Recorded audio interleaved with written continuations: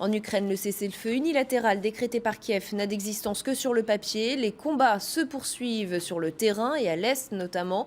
En revanche, comme souvent, attitude assez ambiguë de Vladimir Poutine. D'un côté, il place les forces armées du centre de la Russie en état d'alerte et de l'autre, il apporte son soutien à cette trêve. Clémence Perron.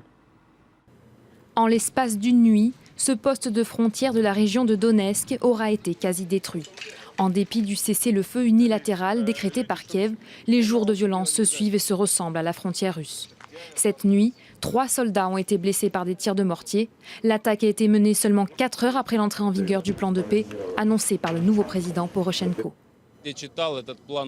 Ce plan de paix est une utopie. Ce n'est en rien connecté avec la réalité et il ne prend pas en compte les souhaits des gens du Donbass qui ont été exprimés par le référendum.